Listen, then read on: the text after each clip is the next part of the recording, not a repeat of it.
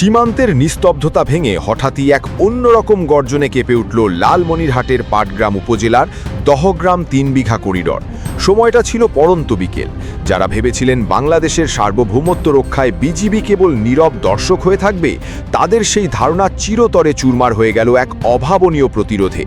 ঘটনার সূত্রপাত হয় যখন ভারতীয় সীমান্তরক্ষী বাহিনী বিএসএফের ১৭৪ ব্যাটালিয়নের ভীম ক্যাম্পের প্রায় ৮০ জনের একটি সুসজ্জিত সশস্ত্র দল আন্তর্জাতিক আইন লঙ্ঘন করে বাংলাদেশের অভ্যন্তরে ঢুকে পড়ে।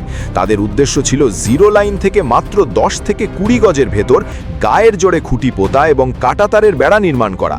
এটি কোনো সাধারণ ভুল ছিল না, বরং এটি ছিল একটি স্বাধীন রাষ্ট্রের ভূখণ্ডের ওপর নগ্ন হস্তক্ষেপের এক সুপরিকল্পিত নীল নকশা। কিন্তু বিএসএফ হয়তো ঘুণাক্ষরেও কল্পনা করতে পারেনি যে তাদের এই দাদাগিরির জবাব দিতে বাংলাদেশ বর্ডার গার্ড বাহিনী বিজিবি কতটা প্রস্তুত। বিন্দুমাত্র সময় নষ্ট না করে বিজিবি সদস্যরা তৎক্ষণাৎ ৪ থেকে ৫টি সেকশনে বিভক্ত হয়ে যায়। শুরু হয় এক স্নায়ুযুদ্ধ। বিজিবির অকুতভয় কমান্ডার যখন ভারী অস্ত্র নিয়ে সরাসরি ফায়ারিং পজিশন গ্রহণ করেন, তখন সীমান্তের পরিস্থিতি এক চরম উত্তেজনায় পৌঁছায়। এই প্রতিবেদনের সবচেয়ে চমৎপ্রদ মোড়টি আসে তখনই, যা নিয়ে আজ সর্বত্র আলোচনা হচ্ছে।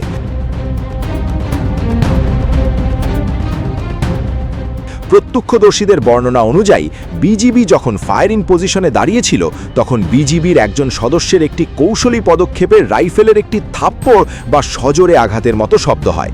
সেই একটি মাত্র যান্ত্রিক শব্দই ছিল যথেষ্ট। বিএসএফ জওয়ানরা এবং তাদের সাথে থাকা সার্ভেয়ার বা আমিনের দল মুহূর্তের মধ্যে নিশ্চিত ধ্বংসের হাত থেকে বাঁচতে দিকবিদিক জ্ঞান হারিয়ে দৌড় দিতে শুরু করে। বিজিবির পেশাদারিত্ব এবং রণকৌশলের কাছে ভারতীয় বাহিনীর সেই আস্ফালন নিমিষেই ধূলিসাৎ হয়ে যায়।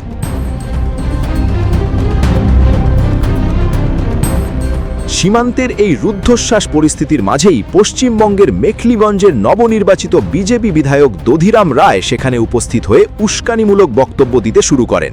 তিনি দাবি করেন ডাবল ইঞ্জিনের সরকারের নির্দেশেই এখানে বেড়া হবে, কিন্তু বিজেপির দায়িত্বশীল কর্মকর্তারা সরাসরি জানিয়ে দেন যে ভারতের কোনো রাজনৈতিক নেতার অযৌক্তিক দাদাগিরি বাংলাদেশের মাটিতে বরদাস্ত করা হবে না। কারণ ১৯৭৪-এর ঐতিহাসিক মুজিব-ইন্দিরা সীমান্ত চুক্তি এবং আন্তর্জাতিক আইন অনুযায়ী জিরো লাইনের ১৫০ গজের মধ্যে কোনো পক্ষই এককভাবে কোনো স্থায়ী স্থাপনা নির্মাণ করতে পারে না। অবশেষে পরিস্থিতি নিয়ন্ত্রণে আনতে ব্যাটালিয়ন কমান্ডার পর্যায়ে একটি জরুরি পতাকা বৈঠক অনুষ্ঠিত হয়।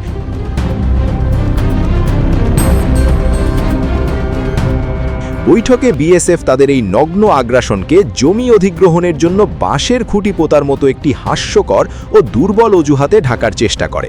কিন্তু বিজিবি অধিনায়ক লেফটেন্যান্ট কর্নেল নাজিউর রহমান অত্যন্ত পেশাদারিত্বের সাথে স্পষ্ট জানিয়ে দেন যে বিএসএফ আইন ভঙ্গ করায় বিজিবির এই কঠোর অ্যাকশন ছিল আন্তর্জাতিক আইন অনুযায়ী শতভাগ বৈধ এবং আত্মরক্ষামূলক। বিজিবির অনমন্য মনোভাবের কাছে শেষ পর্যন্ত নতি স্বীকার করতে বাধ্য হয় ভারতীয় বাহিনী। বিজিবি ৩টি কঠোর শর্ত জুড়ে দেয়। ১. ১৫০ গজের ভেতর কোনো স্থায়ী বেড়া দেওয়া যাবে না। ২. শূন্য রেখায় কোনো কাজ করতে হলে অবশ্যই বিজিবিকে আগে জানাতে হবে। ৩. যে কোনো পদক্ষেপের আগে অবশ্যই বিজিবির লিখিত অনুমতি নিতে হবে। এই ঘটনা প্রমাণ করেছে যে মাতৃভূমির ১ ইঞ্চি মাটি রক্ষায় বিজিবি এখন আর আপোষহীন নয়। লালমনিরহাটের সেই অপরাহ্নে বিজিবির বজ্রকঠিন অবস্থান এবং পেশাদারিত্ব ভারতের পেশি শক্তিকে এক চরম উপহাসে পরিণত করেছে। বিজিবির এই গর্জন কেবল একটি সীমান্তের জয় নয়, বরং বাংলাদেশের সার্বভৌমত্বের অটল প্রাচীরের এক অকাট্য প্রমাণ।